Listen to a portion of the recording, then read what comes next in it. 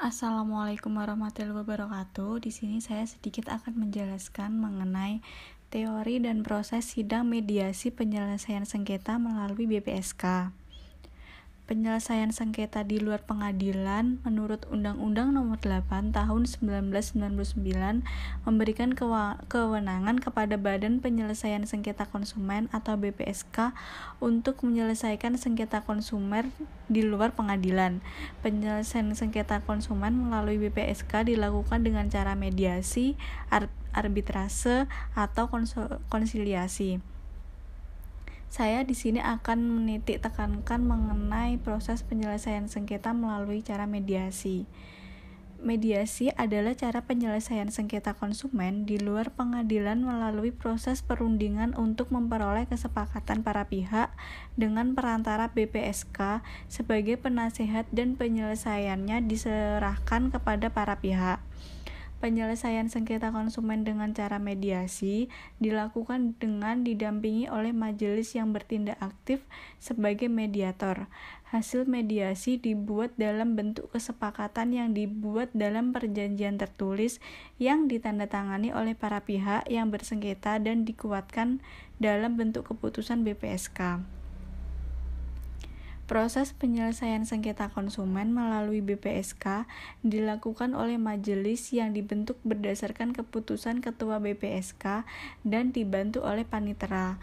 Majelis dalam sengketa konsumen melalui BPSK, jumlah anggotanya harus ganjil dan paling sedikit 3 orang yang mewakili, terdiri dari unsur pemerintah, unsur konsumen, dan unsur pelaku usaha yang salah satunya anggotanya wajib berpendidikan dan berpengetahuan di bidang hukum. Adapun posisi ketua majelis ditetapkan dari unsur pemerintah. Lalu, tugas majelis dalam menyelesaikan sengketa konsumen dengan cara mediasi. Yang pertama, memanggil konsumen dan pelaku usaha yang bersengketa. Kedua, memanggil saksi dan saksi ahli bila diperlukan. Yang ketiga, menyediakan forum bagi konsumen dan pelaku usaha yang bersengketa. Yang keempat, secara aktif mendamaikan konsumen dan pelaku usaha yang bersengketa. Kelima, secara aktif memberikan saran atau anjuran kepada penyelesaian sengketa konsumen sesuai dengan peraturan perundang-undangan di bidang pelindungan konsumen.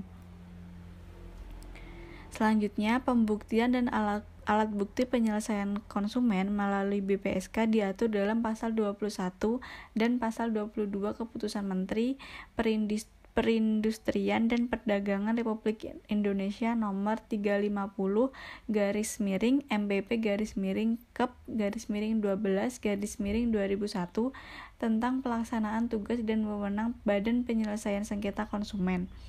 Alat bukti dalam penyelesaian sengketa konsumen berupa: pertama, barang dan atau jasa. Kedua, keterangan para pihak yang bersengketa.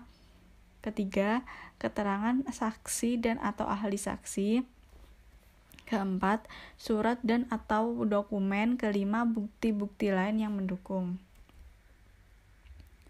Tahap penyelesaian sengketa oleh BPSK diatur oleh Keputusan Menperindak nomor 350/MPP/Kep/12/2001 tentang pelaksanaan tugas dan wewenang BPSK, yaitu konsumen melakukan pengaduan kepada BPSK baik secara tertulis atau lisan tentang terjadinya pelanggaran terhadap perlindungan konsumen.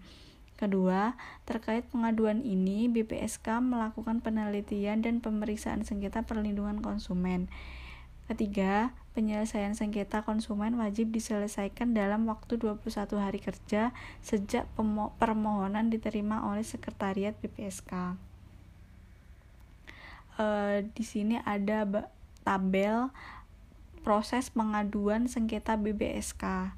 Yang pertama, pengajuan pengaduan, lalu diajukan ke pengaduan konsumen BPSK. Di situ nanti ada 3 metode yang dipilih, apa konsiliasi, mediasi, atau arbitrasi.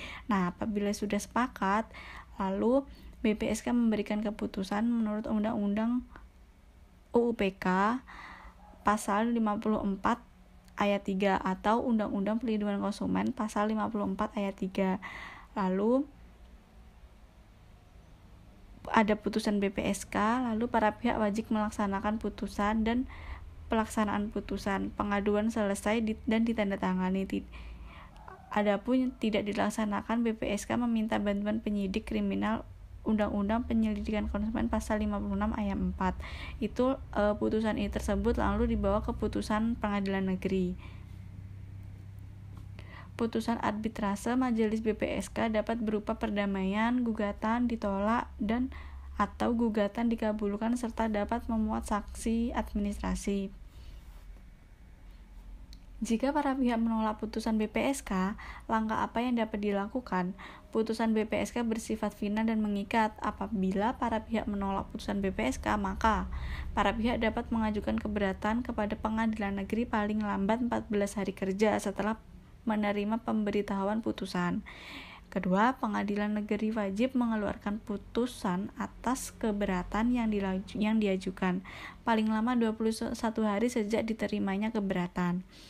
Terakhir, pelaku usaha yang tidak puas dengan putusan pengadilan negeri dapat mengajukan kasasi ke Mahkamah Agung dalam jangka waktu paling lambat 14 hari. MA atau Mahkamah Agung akan mengeluarkan putusannya paling lambat 30 hari sejak menerima permohonan kasasi atas keberatan tersebut.